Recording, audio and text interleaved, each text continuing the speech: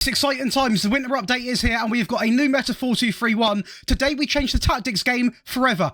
Every single video is now going to feature console and mobile results. So everything you want is all covered in my videos. Let's get into it. So we'll get the powerhouse out of the way and trust me, this team absolutely cooked. Manchester City a 92% win rate and winning what looks like 1, 2, 3, 4, 5, 6 trophies including the Club World Cup, the Premier League, the Champions League and a 7-1 final over RB Leipzig. The UEFA Super Cup will take that. The FA Cup will take that. The Carabao Cup will take that. Runners-up in the Community Shield, the only trophy we did not win in the entire season. And going over to this Premier Division, you can see the main man in action right here. So it is going to be Erling Haaland with 51 goals. Average rating, Haaland, Walker and De Bruyne rank 1, 2 and 3. Assists, we've got Grealish, Bernardo Silva and also Kyle Walker. Player of the matches, Erling Haaland. Clean sheets, Ederson. Yellow cards, maybe shouldn't flex that one, but it is going to be Kyle Walker. We enjoyed an absolute stellar season, and going over to the stats, it is going to be the most points per game, the most goals at 136,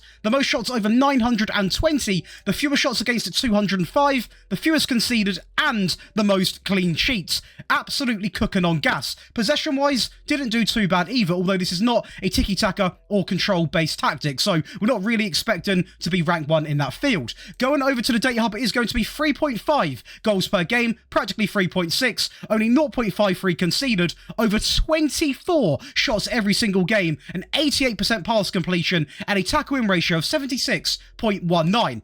We cooked. Obviously, the main talking point with City is this RB Leipzig game. A fantastic win, 7-1 in this Champions League final. We got off to a flyer of a start, to be honest, inside of 8 minutes. Very remarkable there. They actually get their goal very closely after. In the 14th minute, a beautiful penalty there from Openda. And from this point, Leipzig seemed to... They collapsed us. To be honest, Jack Grealish goes through. Fantastic finish. Nothing Galashi could do in that situation at all. And the second half was not the half for Leipzig. De Bruyne spreads it out wide into Guevardio. You've got to see what this tactic offers by looking at the amount of plays in the box in that highlight alone. Absolutely incredible stuff. Also, the set pieces, Grealish into Erling Haaland. That man never misses a chance when he gets the opportunity. Kyle Walker outright into Bernardo Silva. Nice and simple. Back into Walker. Low cross into the box, which is still broken even after the update. Low crosses, my absolute goat. We love to see that. They are so good on this game. Kyle Walker, a more direct approach actually, which still works, into Erling Haaland, and it really was the Erling Haaland show. One more set piece. Jack Grealish, back stick.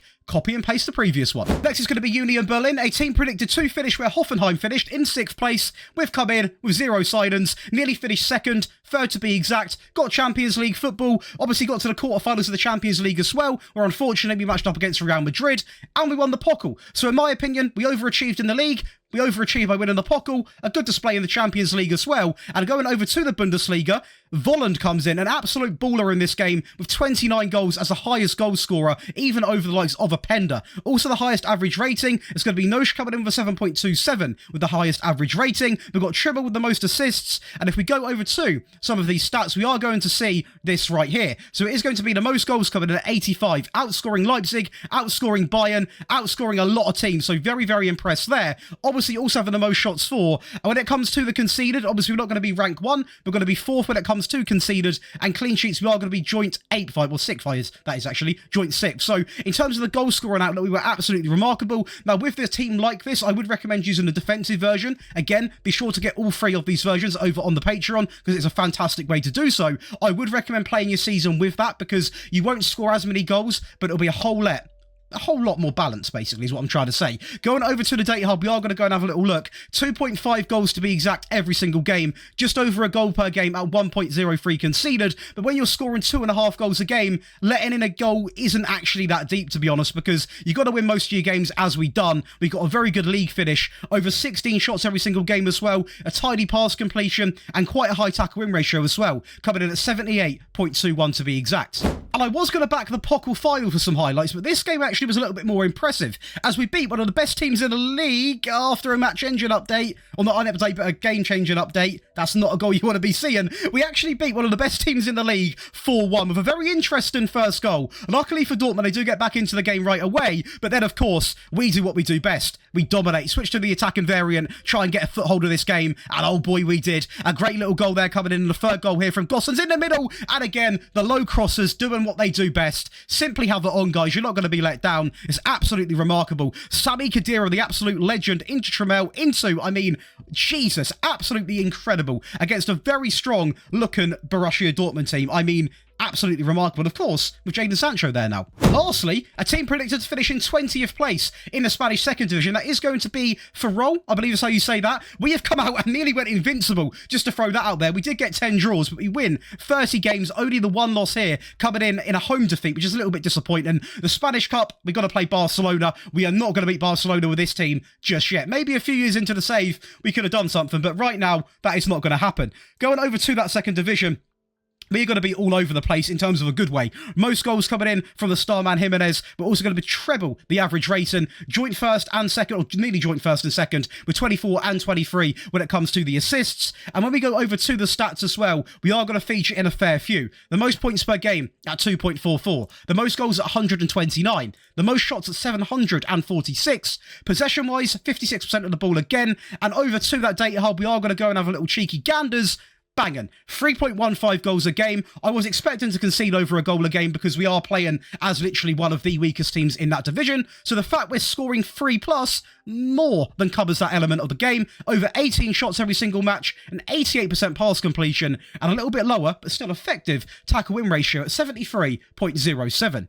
I think we're going to want to break down the tactic. To finish it off, a very comfortable win, obviously with the very weak team of the video, that is going to be Ferrol. And this team right now, I will say, are not great in the game, but this tactic really did extract every single bit of quality, little bit of quality, these players had. As you can see, endless crosses being used from that low cross trait, and honestly, guys, you need to be using it. Please listen, because it is so good in this game. You can see it works all the time, and for some reason, that one was a bit more direct, so kind of contradicting myself there, but we have got low crosses on, and we score so many goals from hitting these low crosses. It's absolutely remarkable, as the right-backs absolutely having a field day. What is the keeper doing? So now over to your favourite part of the video, that is going to be the tactical breakdown. Again, there are going to be 3 variants today. Going to be an absolute world of things to go over. If you are enjoying so far, be sure to leave a like and subscribe to the channel. If you do want to join the Patreon, you can do so. There's over 2,500 people in there, and now there's even more perks. You get access to all 3 of these variants. You get early tactic, early video release, you get priority in the rebuild and the tactic requests, you get one-on-one tactical help, you get enrolled into the monthly giveaway, which at the moment is £100, and now you also get the console and mobile tactics. There are over 12 perks. Absolutely nuts. Go and check it out in the description. But let's go over this new 4-2-3-1 meta. So it is going to be a super keeper who simply comes in on the default instruction, a wing back on the right on attack, on cross more often, and also run wide with the ball. Obviously works perfectly because this inside forward is naturally going to drift inside, and this wing back can overlap. Next to him is going to be a ball playing defender, simply on the default. That is going to be the same case for the left hand side as well. So nice and simple when it comes to the central defenders or the ball playing defenders. The wing back on the left is not going to be on attack, however, he is also going to be on support, on cross more often, and also run wides with the ball. And this is where the midfield takes a bit of a change from the previous meta 4-2-3-1, because I go with a deep lying playmaker on support, on dribble less, just to basically be that player in the team who does sit a little bit deeper and pluck the balls out from overlapping fullbacks, and obviously the inside forwards who are going to be making very, very good runs. Next to him, instead of that box to box, I've also opted for a central midfield player on attack. These seem to work really well in this game at the moment. They're going to be on dribble more and also move into the channels. Now moving over to the left-hand side, it is going to be an inside forward on support, on roam from position, and also sits narrower, and you can expect to see exactly the same on the right-hand side as well. Now going into that midfield, it is going to be a shadow striker, who is simply going to be left on the default. I don't usually toy about this role too much because they naturally have 4 instructions anyhow. Now going up to the last player is going to be the advanced forward, who is also simply going to be on the default because I don't really want him shooting more often. I want everybody getting involved, and that's exactly what we saw in those wonderful match highlights. But of course, over to the team instructions. So, all based off a custom gegenpress on a positive mentality, let's get things into play, shall we? So we are going to go with playing out from the back. A shorter passing directness is going to be key for this tactic to be effective. We're going to go with the higher tempo. As I mentioned 20,000 times, low crosses is going to be selected, and a nice, simple, but very efficient, be more expressive. Over to the in transition tab, it's going to be counter press and counter, very meta-based instructions. We're going to distribute the ball quickly because we want to get the game moving, because this is naturally quite a free-flowing attack and 4-2-3-1. we are going to take short goal kicks in this scenario, and we're going to place anybody across that back line. Lastly, out of possession is going to be the standard defensive line. We're going to have the high press and line of engagement. The trigger press is going to be set to much more often. Again, a very strenuous tactic, so please guys, training, rotate and rest, the three elements of any football team, you need to get that down to a T. We're going to get stuck in, and also we are going to put pressure on the goalkeeper. Next tactic. Now over to a slightly more attacking version. The sweeper keeper is going to be on the default. The wing back on the right is now going to be switched to attack, on cross more often and also run wide, which obviously matches the left back, so nice and simple there. Now both ball playing defenders are going to remain the same because I don't really want them dribbling more because we have made other attacking changes in this system and we didn't really want to go to overkill. The deep line playmaker remains exactly the same, as does the central midfield player. The real changes, obviously, you can see here these two also remain the same, apart from the advanced sword actually does have shoot more often on. On the left-hand side, the inside forward is now going to be on attack on the left and also the right-hand side, and they are both going to have shoot more often now. Now, this depends purely on the players you have in your position. Anything over 12 finishing in your relative position, I would have shoot more often on. Now, if your players have got very poor finishing, please do not use it because you'll become very frustrated with the game and it will not be a great time. But if your wingers have got good finishing, this encourages more shots at the goal, and if you are chasing the game, trying to score a goal desperately, it's quite the big thing to have on. But all based again off the custom gegenpress on the attacking mentality, we are going to see nothing change in this area of the game. Shorter, the tempo is obviously going to be maxed out. We are going to go with low crosses, and also we are going to be more expressive, so it is going to be exactly the same. Obviously, I could have had run at defence, but it really sacrificed a lot of the possession we were having, and I didn't really like it. So for me, we are going to do exactly as what we were doing in the previous. When it comes to the transition, again, it's going to be literally the same, so I'm not going to waste your time. It is going to be the short goal kicks, play to anyone across the back line, quickly, counter, and counter press. And lastly, a big talking point, because I have kept it exactly the same as before, but you can do something. So this is purely situational based. If you are a goal down and you desperately need a goal, go up to the high defensive line. This is like the last sort of 20 minutes. And if you still haven't scored and you need a goal, go up to the much higher defensive line. That is very situational based, so I can't have it in the tactic, which you're going to download. Now, of course, if you're defending a game, or if you're playing as a very small team, this is a much more reserved one, which will actually have a lot more possession, but score a little less goals. So the goalkeeper is going to remain the same. The wing-back on the right and the left-hand side are actually both going to be set to the default, so not as aggressive, not as attacking, but still will play a vital part in going forwards. Two default ball-playing defenders. We have a DM in the middle, on support, on hold position, and also tackle harder. And next to him is going to be that ball-winning midfield player on support, on take fewer risks, and dribble less. So yes, it is going to be a lot more defensive-minded. You're going to be more defensively solid, more possession orientated, less goals. So it all comes down to the way you wish to play football and the team you're playing with. An inside forward on the right and also the left are going to be identical, both on support, on roam from position, and also sit narrower.